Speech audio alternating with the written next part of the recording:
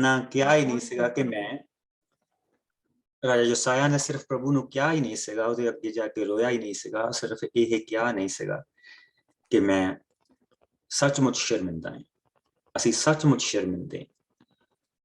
ਲੇਕਿਨ ਜਿਸਲੇ ਪ੍ਰਭੂ ਨੇ ਉਸ ਨੂੰ ਮਾਫ ਕਰ ਦਿੱਤਾ ਔਰ ਪ੍ਰਭੂ ਨੇ ਉਸ ਨੂੰ ਸਮਾਂ ਦਿੱਤਾ, ਯਾਨੀ ਕਿ ਜਿਸਲੇ ਪ੍ਰਭੂ ਨੇ ਕਿਹਾ ਕਿ ਤੇਰੇ ਹੁੰਦੇ ਹੋਏ ਜਿੰਨੀ ਦੇਰ ਤੱਕ ਤੂੰ ਰਹੇਗਾ, ਔਰ ਸੁਲੇਮਾਨ ਨੂੰ ਵੀ ਪ੍ਰਭੂ ਨੇ ਸਮਾਂ ਦਿੱਤਾ ਸੀ, ਉਹਦੇ ਰਾਜ ਦੇ ਵਿੱਚ ਕੋਈ ਜੰਗ ਨਹੀਂ ਹੋਈ, ਕੋਈ ਜੰਗ ਨਹੀਂ ਹੋਈ। ਔਰ ਪ੍ਰਭੂ ਨੇ ਇੱਕ ਚੁਣਿਆ ਹੋਇਆ ਸਮਾਂ ਇਹਨੂੰ ਵੀ ਦਿੱਤਾ ਕਿ ਮੈਂ ਤੇਰੇ ਸਮੇਂ 'ਚ ਸ਼ਾਂਤੀ ਰੱਖੂੰਗਾ। ਇਹਦੀ ਮੌਤ ਹੋਣੀ ਇਹਦੀ ਆਪਣੀ ਗਲਤੀ ਨਾਲ ਹੋਣੀ, ਲੇਕਿਨ ਪ੍ਰਭੂ ਨੇ ਇਹਨੂੰ ਸ਼ਾਂਤੀ ਦਿੱਤੀ ਸੀ। ਔਰ ਆਓ ਅਸੀਂ ਦੇਖੀਏ ਕਿ ਹੁਣ ਯਸਾਇਆ ਨੇ ਕਿਹੜੇ ਕੰਮ ਕੀਤੇ। ਸੋ 25ਵਾਂ ਭਾਵ ਉਸਦੀ 1 ਆਇਤ ਤੋਂ ਲੈ ਕੇ ਔਰ ਉਸਦੀ 9 ਆਇਤ ਤੱਕ ਦੇਖਾਂਗੇ।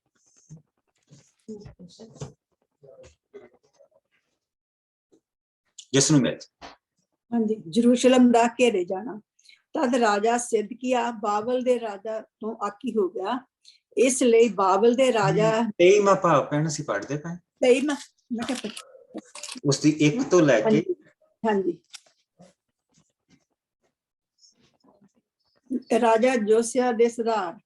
ਤਦ ਰਾਜਾ ਜੋਸਿਆ ਨੇ ਯਰੂਸ਼ਲਮ ਅਤੇ ਯਹੂਦਾ ਦੇ ਸਭ ਬਜ਼ੁਰਗਾਂ ਨੂੰ ਇਕੱਠੇ ਆਪਣੇ ਕੋਲ ਸੱਦਿਆ। ਉਹ ਸਭ ਪ੍ਰੋਤਾਂ, ਨਵੀਆਂ ਅਤੇ ਬਾਕੀ ਦੇ ਅਮੀਰ ਗਰੀਬ ਸਭ ਲੋਕਾਂ ਨਾਲ ਮੰਦਰ ਵਿੱਚ ਗਏ। ਉੱਥੇ ਰਾਜਾ ਨੇ ਸਭ ਦੇ ਸਾਹਮਣੇ ਉਹ ਪੋਥੀ ਪੜ੍ਹੀ ਜੋ ਮੰਦਰ ਵਿੱਚੋਂ ਮਿਲੀ ਸੀ। ਰਾਜਾ ਨੇ ਮੰਦਰ ਵਿਚਲੇ ਸ਼ਾਹੀ ਥੜੇ ਉੱਤੇ ਖੜੇ ਹੋ ਕੇ ਪ੍ਰਭੂ ਨਾਲ ਨੇਮ ਕੀਤਾ ਕਿ ਉਹ ਮਨੋ ਤਨੋ ਇਸ ਪੋਥੀ ਵਿੱਚ ਲਿਖੇ ਅਨੁਸਾਰ ਪ੍ਰਭੂ ਦੇ ਸਭ ਹੁਕਮਾਂ, ਨਿਯਮਾਂ ਤੇ ਵਿਧੀਆਂ ਦੀ ਪਾਲਣਾ ਕਰੇਗਾ। ਸਭ ਲੋਕਾਂ ਨੇ ਵੀ ਉੱਥੇ ਪ੍ਰਤਿਗਿਆ ਕੀਤੀ ਕਿ ਉਹ ਵੀ ਇਸ ਨੇਮ ਦੀ ਪਾਲਣਾ ਕਰਨਗੇ। ਤਦ ਰਾਜਾ ਜੋਸਿਆ ਨੇ ਮਹਾਪੁਰੋਹਿਤ ਅਤੇ ਮੰਦਰ ਦੇ ਪਹਿਰੇਦਾਰਾਂ ਨੂੰ ਆਗਿਆ ਦਿੱਤੀ ਕਿ ਉਹ ਮੰਦਰ ਵਿੱਚੋਂ ਬਾਲ ਦੇਵਤਾ, ਅਸ਼ਰਾ ਦੇਵੀ ਅਤੇ ਤਾਰਿਆਂ ਦੀ ਪੂਜਾ ਦਾ ਸਾਰਾ ਸਮਾਨ ਬਾਹਰ ਲੈ ਆਉਣ। ਫਿਰ ਉਸਨੇ ਉਹ ਸਾਰਾ ਸਮਾਨ ਯਰੂਸ਼ਲਮ ਤੋਂ ਬਾਹਰ ਲਿਆ ਕੇ ਕਿਦਰੋਨ ਦੀ ਵਾਦੀ ਵਿੱਚ ਸਾੜ ਦਿੱਤਾ ਅਤੇ ਸਭ ਦੀ ਸਵਾ ਬੈਤੇਲ ਘੱਲ ਦਿੱਤੀ।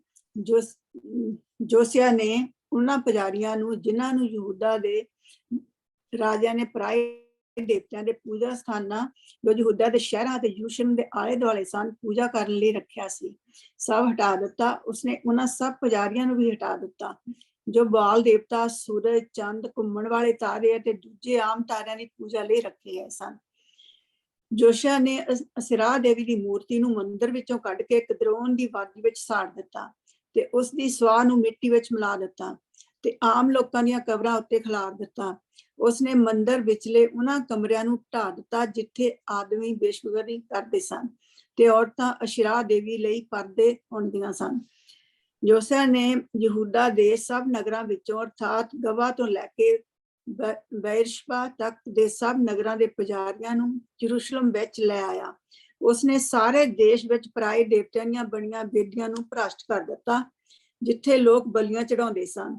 ਉਸਨੇ ਸ਼ਹਿਰ ਦੇ ਖੱਬੇ ਪਾਸੇ ਦੇ ਫਾਟਕ ਕੋਲ ਰਾਜਪਾਲ ਯਹੋਸ਼ੂਆ ਦੁਆਰਾ ਅਰਪਿਤ ਕੀਤੇ ਬੱਕਰੇ ਦੀ ਸ਼ਕਲ ਵਾਲੇ ਭੂਤਾਂ ਦੇ ਦੇਵਤੇ ਦੀਆਂ ਵੇਦੀਆਂ ਨੂੰ ਵੀ ਢਾ ਦਿੱਤਾ।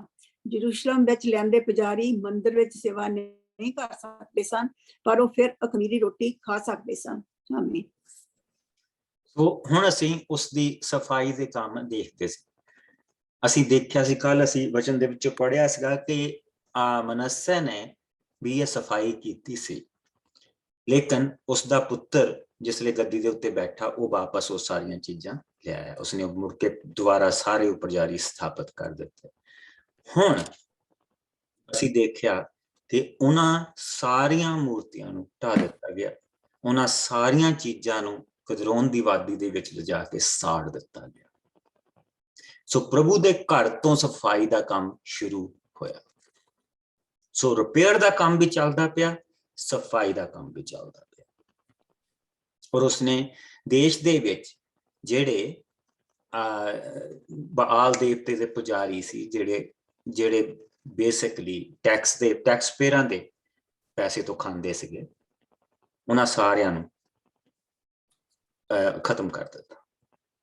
ਉਹਨਾਂ ਦਾ ਉਹਨਾਂ ਨੂੰ ਇੱਕ ਪਾਸੇ ਕੱਢ ਦਿੱਤਾ ਔਰ ਉਹਨਾਂ ਦੇ ਮੰਦਿਰਾਂ ਨੂੰ ਉਸਨੇ ਢਾ ਦਿੱਤਾ। ਸੋ ਉਹ ਜਰੂਸਲਮ ਤੋਂ ਬਾਹਰ ਵੀ ਗਿਆ ਔਰ ਉੱਥੇ ਵੀ ਉਸਨੇ ਸਫਾਈ ਕਰਨੀ ਸ਼ੁਰੂ ਕਰ ਦਿੱਤੀ। ਉਹ ਆਪਣੇ ਦੇਸ਼ ਦੀ ਸਫਾਈ ਕਰਦਾ ਹੈ ਔਰ ਪ੍ਰਭੂ ਉਸ ਤੋਂ ਖੁਸ਼ ਹੈ। He is a good king। ਉਸਨੇ ਆਪਣੇ ਲੋਕਾਂ ਦੀ ਮੁੜ ਕੇ ਸਾਰ ਲਈ ਔਰ ਪ੍ਰਭੂ ਦੀ ਹਜ਼ੂਰੀ ਦੇ ਨਾਲ ਆਪਣੇ ਦੇਸ਼ ਨੂੰ ਉਸਨੇ ਦੁਆਰਾ ਭਰਨਾ ਸ਼ੁਰੂ ਕੀਤਾ। ਸੋ ਆਓ ਅਸੀਂ 10 ਆਇਤ ਤੋਂ ਲੈ ਕੇ ਇਸ ਨੂੰ 10 ਆਇਤ ਤੋਂ ਲੈ ਕੇ ਇਸ ਨੂੰ 17 ਆਇਤ ਤੱਕ ਦੇਖਦੇ। ਹਾਂਜੀ, ਰਾਜਾ ਜੋਸੀਆ ਨੇ ਹਨੋਮ ਦੀ ਵਾਦੀ ਵਿੱਚ ਤੋਫਤ ਨਾਂ ਦੀ ਬੇਦੀ ਨੂੰ ਵੀ ਭ੍ਰਸ਼ਟ ਕਰ ਦਿੱਤਾ ਕਿ ਕੋਈ ਆਦਮੀ ਵੀ ਆਪਣੇ ਪੁੱਤਰ ਜਾਂ ਪੁੱਤਰੀ ਨੂੰ ਮੌਲਕ ਦੇਵਤਾ ਸਾਹਮਣੇ ਹੋਮ ਬਲੀ ਕਰ ਸਕਦਾ। ਉਸਨੇ ਉਹਨਾਂ ਘੋੜਿਆਂ ਨੂੰ ਖਤਮ ਕਰ ਦਿੱਤਾ ਜੋ ਯਹੂਦਾ ਦੇ ਰਾਜਿਆਂ ਨੇ ਸੂਰਜ ਦੇਵਤਾ ਦੀ ਪੂਜਾ ਲਈ ਵੱਖ ਕੀਤੇ ਸਨ। ਉਸਨੇ ਸੂਰਜ ਦੇਵਤਾ ਦੀ ਪੂਜਾ ਲਈ ਵੱਖ ਕੀਤੇ ਰਥਾਂ ਨੂੰ ਵੀ ਅੱਗ ਨਾਲ ਭਸਮ ਕਰ ਦਿੱਤਾ। ਇਹ ਘੋੜੇ ਤੇ ਰਥ ਮੰਦਰ ਵਿੱਚ ਫਾਟਕ ਦੇ ਕੋਲ ਜੋ ਇੱਕ ਅਧਿਕਾਰੀ ਨਥਾਨ ਮਲਕ ਦੇ ਘਰ ਦੇ ਲਾਗੇ ਰੱਖ ਗਏ ਸਨ। ਜੋਸੀਆ ਨੇ ਮਹਿਲ ਦੀ ਛੱਤ ਉੱਤੇ ਰਾਜਾ ਹਾਜ ਦੇ ਕਮਰੇ ਦੀ ਛੱਤ ਉਤਲੀਆਂ ਬੇਦੀਆਂ ਅਤੇ ਰਾਜਾ ਮਨੱਸੇ ਦੁਆਰਾ ਮੰਦਰ ਦੇ ਦੋਹਾਂ ਵਿਹੜਿਆਂ ਵਿੱਚ ਬਣਾਈਆਂ ਬੇਦੀਆਂ ਨੂੰ ਢਾਹ ਕੇ ਅਤੇ ਉਹਨਾਂ ਨੂੰ ਪੀ ਕੇ ਉਹਨਾਂ ਦੀ ਮਿੱਟੀ ਕਦਰੋਨ ਵਾਦੀ ਵਿੱਚ ਸੁੱਟ ਦਿੱਤੀ। ਉਸਨੇ ਜੈਤੂਨ ਦੇ ਪਹਾੜ ਦੇ ਦੱਖਣ ਵੱਲ ਰਾਜਾ ਸੁਲੇਮਾਨ ਦੁਆਰਾ ਬਣਾਈਆਂ ਬੇਦੀਆਂ ਅਰਥਾਤ ਸਿਦੋਨ ਦੇ ਦਿਓ, ਅਸ਼ਤਾਰੋਤ, ਮੁਆਬ ਦੇ ਦੇਵਤੇ ਕਮੋਸ਼ ਅਤੇ ਅਮੋਨ ਦੇ ਦੇਵਤੇ ਮਿਲਕੋਮ ਦੀਆਂ ਵੇਦੀਆਂ ਨੂੰ ਭ੍ਰਸ਼ਟ ਕਰ ਦਿੱਤਾ। ਉਸਨੇ ਪੂਜਾ ਵਾਲੇ ਬੁਰਜਾਂ ਤੇ ਅਸ਼ਰਾ ਦੇਵੀ ਦੀਆਂ ਮੂਰਤਾਂ ਨੂੰ ਤੋੜ ਦਿੱਤਾ ਤੇ ਜਿੱਥੇ ਉਹ ਖੜੇ ਸਨ ਉੱਥੇ ਮੁਰਦਿਆਂ ਦੀਆਂ ਹੱਡੀਆਂ ਵਿਛਾ ਦਿੱਤੀਆਂ। ਰਾਜਾ ਜੋਸੀਆ ਨੇ ਨਵਾੜ ਦੇ ਪੁੱਤਰ ਜਰਬੋਆਮ ਦੁਆਰਾ ਬਣਾਈ ਬੇਦੀ ਜਿਸ ਦੇ ਦੁਆਰਾ ਉਸਨੇ ਇਜ਼ਰਾਈਲ ਕੋਲੋਂ ਪਾਪ ਕਰਵਾਇਆ ਸੀ ਨੂੰ ਵੀ ਢਾਹ ਦਿੱਤਾ ਤੇ ਉਸ ਨੂੰ ਪੀ ਕੇ ਮਿੱਟੀ ਵਿੱਚ ਮਿਲਾ ਦਿੱਤਾ। ਉਸਨੇ ਸ਼ਰਾ ਦੇਵੀ ਦੀ ਮੂਰਤੀ ਨੂੰ ਅੱਗ ਨਾਲ ਸਾੜ ਕੇ ਭਸਮ ਕਰ ਦਿੱਤਾ। ਫਿਰ ਰਾਜਾ ਜੋਸੀਆ ਨੇ ਮੁੜ ਕੇ ਪਹਾੜ ਉੱਤੇ ਕੁਝ ਕਬਰਾਂ ਦੇਖੀਆਂ। ਉਸਨੇ ਉਹਨਾਂ ਕਬਰਾਂ ਵਿੱਚੋਂ ਹੱਡੀਆਂ ਕੱਢ ਕੇ ਬੇਦੀ ਉੱਤੇ ਸਾੜ ਦਿੱਤੀਆਂ। ਇਸ ਤਰ੍ਹਾਂ ਉਸਨੇ ਪ੍ਰਭੂ ਦੇ ਨਬੀ ਦੁਆਰਾ ਬੋਲਿਆ ਉਹ ਬਚਨ ਪੂਰਾ ਕੀਤਾ ਜੋ ਰਾਜਾ ਜਰਬੋਆਮ ਦੇ ਸਮੇਂ ਕਿਹਾ ਗਿਆ ਸੀ। ਤਦ ਰਾਜਾ ਜੋਸੀਆ ਨੇ ਉੱਥੇ ਇੱਕ ਹੋਰ ਕਬਰ ਦੇਖੀ। ਰਾਜਾ ਨੇ ਉਸ ਬਾਰੇ ਪੁੱਛਿਆ ਇਹ ਕਿਸ ਦੀ ਯਾਦਗਾਰ ਹੈ? ਬੈਤਲ ਦੇ ਲੋਕਾਂ ਨੇ ਉੱਤਰ ਦਿੱਤਾ ਇਹ ਉਸ ਨਬੀ ਦੇ ਕਬਰ ਹੈ ਜਿਸ ਨੇ ਯਹੂਦਾ ਤੋਂ ਆ ਕੇ ਬੈਤਲ ਦੀ ਵਾਦੀ ਬਾਰੇ ਗੰਮੀ ਵਾਹ ਕੀਤਾ ਸੀ ਜੋ ਤੁਸੀਂ ਇਸ ਸਮੇਂ ਪੂਰਾ ਕੀਤਾ ਹੈ। ਹੁਣ ਅਸੀਂ ਜਿਸ ਲਈ ਪ੍ਰਭੂ ਦੇ ਵਚਨ ਦੇ ਵਿੱਚ ਯਾਰਾਬੋਆਮ ਦੀ ਸਟੋਰੀ ਪੜ੍ਹਦੇ ਹਾਂ ਤਾਂ ਯਾਰਾਬੋਆਮ ਨੂੰ ਜਿਸ ਵੇਲੇ ਰਾਜਾ ਬਣਾਇਆ ਗਿਆ ਸੀਗਾ ਤਾਂ ਉਸਨੇ ਬੈਤੇਲ ਨਗਰ ਦੇ ਵਿੱਚ ਇੱਕ ਮੂਰਤੀ ਬਣਾਈ ਸੀਗੀ ਜਿਹਨੂੰ ਉਸਨੇ ਮੰਦਿਰ ਦੇ ਬਰਾਬਰ ਬਣਾ ਦਿੱਤਾ ਸੀਗਾ ਕਿ ਤੁਹਾਨੂੰ ਜਰੂਸਲਮ ਜਾਣ ਦੀ ਜ਼ਰੂਰਤ ਨਹੀਂ ਹੋ। ਜਿਸ ਲਈ ਬਟਵਾਰਾ ਹੋ ਗਿਆ ਸੀ ਦੇਸ਼ ਦਾ ਤਾਂ ਉਹਨਾਂ ਨੂੰ ਕਿਹਾ ਸੀ ਵੀ ਤੁਹਾਨੂੰ ਹੁਣ ਜਰੂਸਲਮ ਜਾਣ ਦੀ ਲੋੜ ਨਹੀਂ। ਇਹ ਬੱਚੇ ਦੀ ਜਿਹੜੀ ਮੂਰਤੀ ਮੈਂ ਬਣਾਈ ਹੈ ਤੁਸੀਂ ਇਹਦੀ ਪੂਜਾ ਕਰ ਸਕਦੇ ਆ ਕਿਉਂਕਿ ਇਹ ਉਹ ਦੇਵਤਾ ਜਿਹੜਾ ਤੁਹਾਨੂੰ ਇਜਿਪਟ ਚੋਂ ਮਿਸਰ ਦੇ ਵਿੱਚੋਂ ਕੱਢ ਕੇ ਲੈ ਕੇ ਆਇਆ ਸੀ। ਔਰ ਲੋਕਾਂ ਨੇ ਉੱਥੇ ਪੂਜਾ ਕਰਨੀ ਸ਼ੁਰੂ ਕਰ ਦਿੱਤੀ ਔਰ ਉਹ ਵੀ ਉੱਥੇ ਤੱਕ ਵੀ ਬੈਤੇਲ ਤੱਕ ਵੀ ਹੋ ਗਿਆ।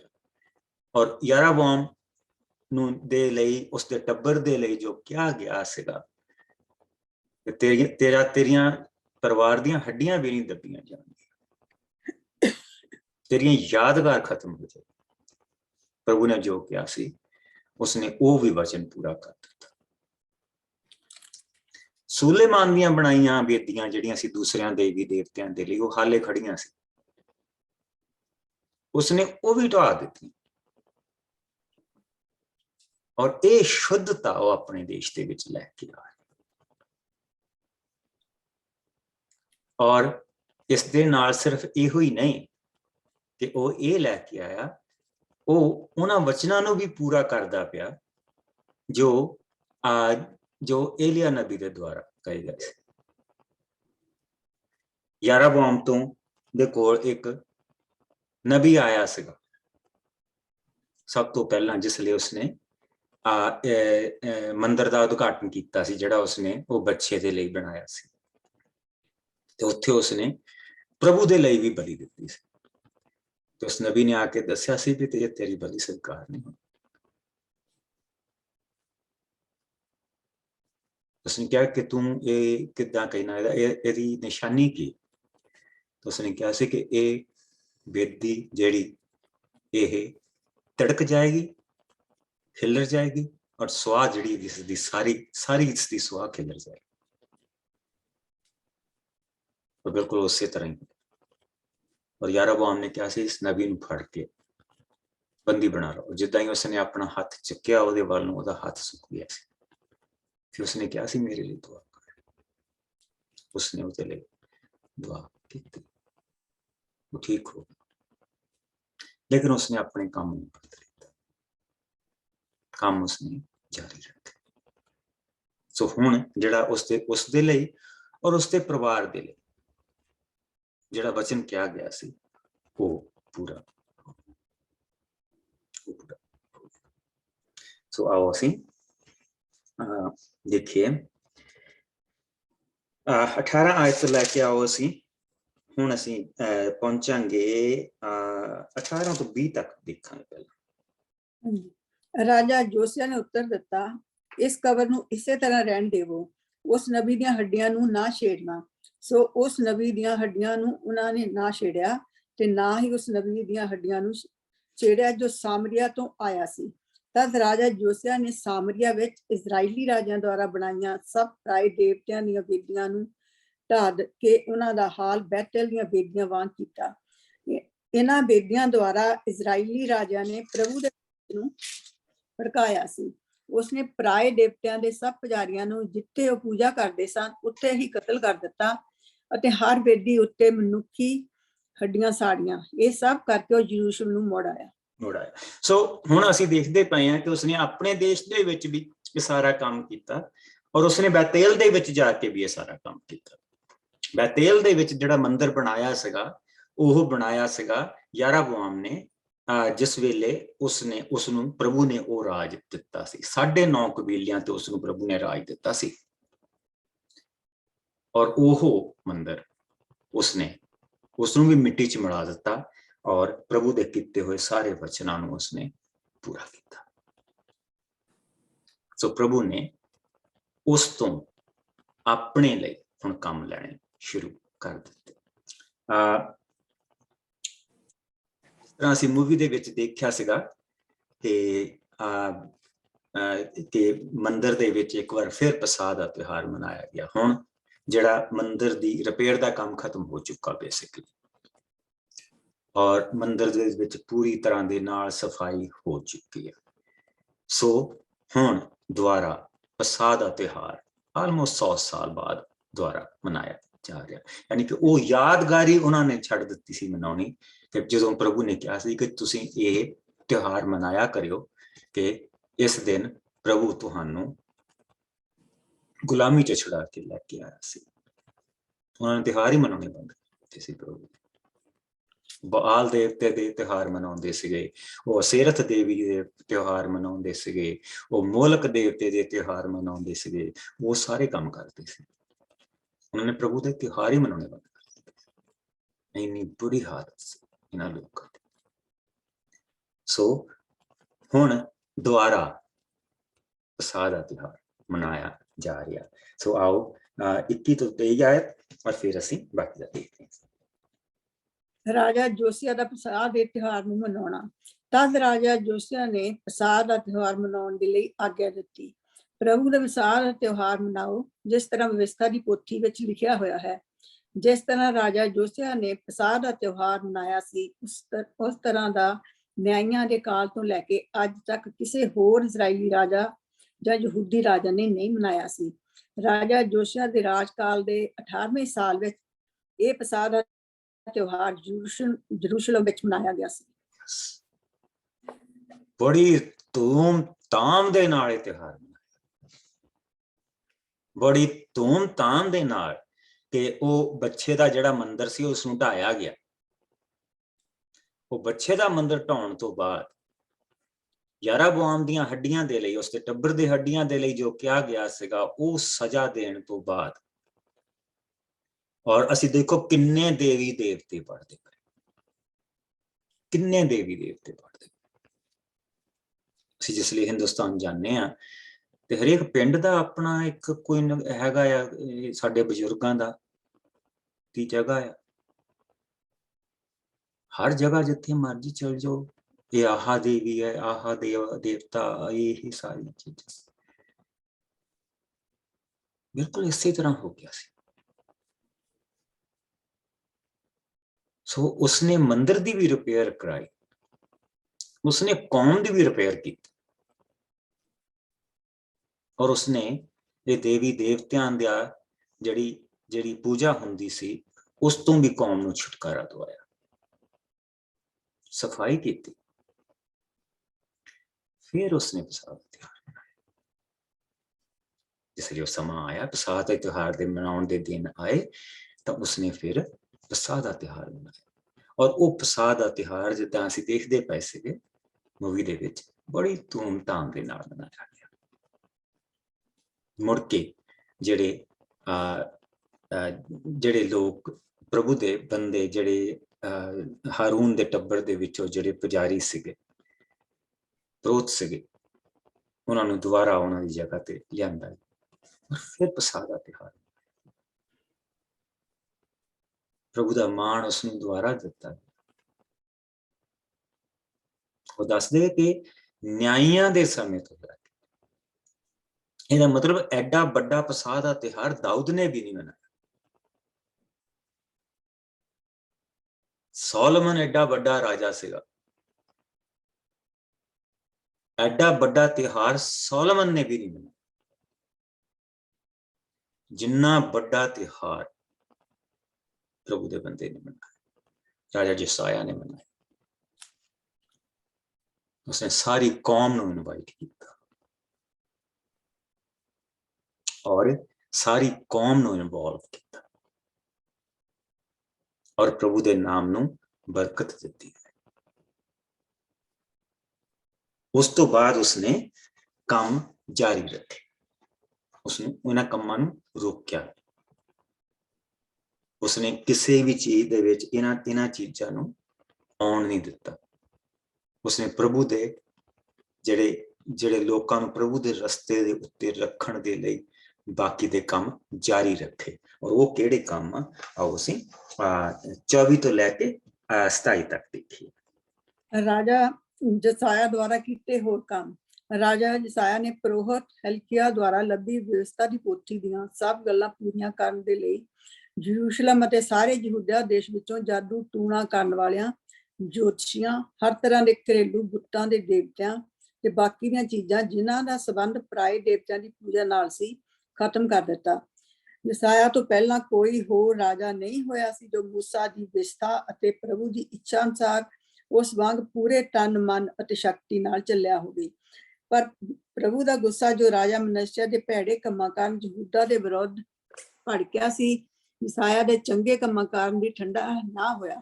सो प्रभु ने कहा, मैं यहूदा दा हाल इजराइल वर्गा ही करांगा। मैं यहूदा दे लोकां नूं अपने सामने उस तरह हटावांगा जिस तरह मैं इजराइल दे लोकां नूं हटाया है। मैं अपने शहर यरूशलेम नूं अते अपने मंदिर जिथे मैं कहा सी मेरी आराधना होवेगी रद्द देवांगा। सो कारण एक क्यों ये चीज हो रही, क्यों इन्ना उसने सारा कुछ किया और उसका उसने प्रभु ने कह दिता सीगा जिन्नी देर तक तू जीउंदा उन्नी देर तक नहीं मैं करूंगा, उन्नी देर तक नहीं मैं करूंगा, क्योंकि तू जेन्युइनली मेरे कोल आया। पर ये क्यों इस तरह होया, क्योंकि मंदिर उन्होंने भ्रष्ट कर दिता सी। लोकां दा जिहड़ा ध्यान आ वो प्रभु वाल नहीं हाले भी है, वो राजा दे डर तो, वो राजा तो डर दे, उन्होंने पता है कि सजा मिलनी,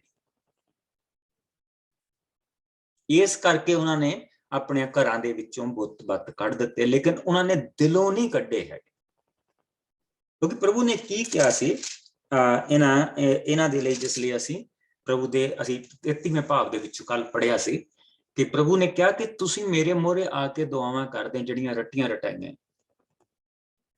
जिहड़ियां तुसीं बचपन तो सिक्खियां, ਪਰ ਤੁਹਾਡੇ ਮਨ ਮੇਰੇ ਵੱਲ ਨਹੀਂ ਗਏ, ਤੁਹਾਡੇ ਮਨ ਕਿਤੇ ਹੋਰ ਲੱਗੇ ਹੋ। ਸੋ ਹੁਣ ਉਹਦੇ ਤਨ ਤਾਂ ਕਰਦੇ ਪਏ ਲੋਕਾਂ ਦੇ, ਪਰ ਉਹਨਾਂ ਦੇ ਮਨ ਪ੍ਰਭੂ ਦੇ ਵੱਲ। ਔਰ ਮਨ ਦਾ, ਉਹਨਾਂ ਦੇ ਮਨ ਦਾ ਕਿੱਥੋਂ ਪਤਾ ਲੱਗਣਾ ਕਿ ਜਿੱਦਾਂ ਹੀ ਯਸਾਇਆ ਨੇ ਮਰਨਾ ਆ, ਉਦਾਂ ਹੀ ਉਹਨਾਂ ਨੇ ਵਾਪਸ ਆਪਣੇ ਪੁਰਾਣੇ ਕੰਮਾਂ 'ਚ ਚੱਲ ਜਾਣਾ, ਉਦਾਂ ਹੀ ਉਹਨਾਂ ਦੇ ਰਸਤੇ ਵਾਪਸ ਉਹਨਾਂ ਰਸਤਿਆਂ ਤੇ ਚੱਲ ਪਏ। ਔਰ ਗਾਂ ਜਾ ਕੇ ਅਸੀਂ ਰਾਜਿਆਂ ਦੀ ਪੋਥੀ ਦੇ ਵਿੱਚ ਇਹ ਦੇਖਣਾ ਵੀ ਹੈ, ਜਿਸ ਲਈ ਅਗਲੇ ਰਾਜਿਆਂ ਨੂੰ ਕਿਹਾ ਜਾਣਾ ਕਿ ਤੁਸੀਂ ਇਹ ਕਿਉਂ ਨਹੀਂ ਕਰਦੇ, ਕਿਉਂ ਕਰਦਾ ਤੂੰ, ਮੇਰੇ ਲੋਕ ਕਹਿੰਦੇ ਆ, ਮੈਨੂੰ ਕਰਨ ਨੂੰ ਕਹਿੰਦੇ। ਲੋਕਾਂ ਦੇ ਮਨ ਨੇ ਨਾ ਬਦਲੇ, ਸਜ਼ਾ ਤਾਂ ਲੋਕਾਂ ਨੂੰ ਮਿਲਣੀ। ਉਹਨਾਂ ਨੂੰ ਜਿਹੜਾ ਅਮਨ ਚੈਨ ਮਿਲਿਆ ਆ ਹਾਲੇ, ਉਹ ਰਾਜਾ ਯਸਾਇਆ ਦੇ ਕਰਕੇ ਮਿਲਿਆ। ਔਰ ਜਿੰਨੀ ਦੇਰ ਤੱਕ ਉਹਦੇ ਸਾਹ ਦੇ ਵਿੱਚ ਸਾਹ ਆਇਆ ਇਸ ਧਰਤੀ ਦੇ ਉੱਤੇ, ਉਨੀ ਦੇਰ ਤੱਕ ਪ੍ਰਭੂ ਨੇ ਸਜ਼ਾ ਨਹੀਂ ਦਿੱਤੀ। ਪਰ ਉਸ ਦੀ ਮੌਤ ਤੋਂ ਬਾਅਦ ਪ੍ਰਭੂ ਨੇ ਕਿਹਾ ਆ ਕਿ ਮੈਂ ਇਹਨਾਂ ਹੱਠ ਧਰਮੀਆਂ ਨੂੰ ਉਹੀ ਸਜ਼ਾ ਦਊਂਗਾ ਜੋ ਸਜ਼ਾ ਮੈਂ ਇਸਰਾਇਲ ਨੂੰ ਦਿੱਤੀ। ਪਰ ਪ੍ਰਭੂ ਨੇ ਆਪਣੀ ਉਹ ਬਲੱਡ ਲਾਈਨ ਨੂੰ ਪਹਿਲਾਂ ਬਚਾਉਣਾ। ਉਹ ਅਸੀਂ ਅੱਗੇ ਜਾ ਕੇ ਦੇਖਾਂਗੇ ਕਿੱਦਾਂ ਪ੍ਰਭੂ ਨੇ ਆਪਣੀ ਬਲੱਡ ਲਾਈਨ ਨੂੰ ਬਚਾਉਣਾ, ਉਹਦਾ ਬਚਾਅ ਕਿੱਦਾਂ ਕਰਨਾ। ਔਰ ਬਾਅਦ ਦੇ ਵਿੱਚ ਪ੍ਰਭੂ ਦੀ ਸਜ਼ਾ ਜਿਸ ਤਰ੍ਹਾਂ ਇਸਰਾਇਲ ਦੇ ਉੱਤੇ ਆਈ ਸੀ, ਉਸੇ ਤਰ੍ਹਾਂ ਇਹਨਾਂ ਲੋਕਾਂ ਦੇ ਉੱਤੇ ਆਉਣੀ ਹੈ।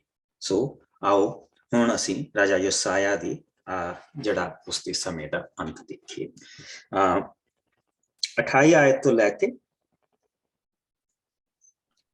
ਅਸੀਂ ਇਸ ਨੂੰ 28 ਤੋਂ 30 ਤੱਕ। ਰਾਜਾ ਜਸਾਇਆ ਦੇ ਰਾਜ ਦਾ ਅੰਤ।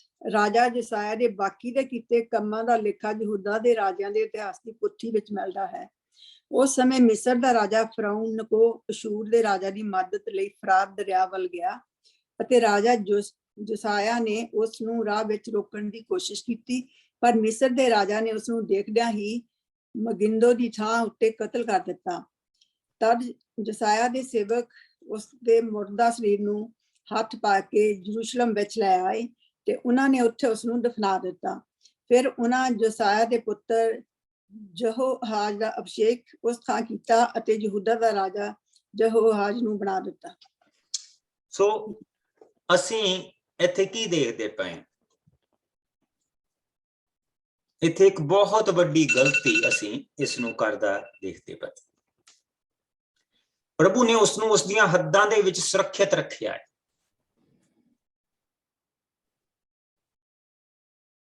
ਠੀਕ, ਉਸ ਦੀਆਂ ਹੱਦਾਂ ਸੁਰੱਖਿਅਤ ਆ।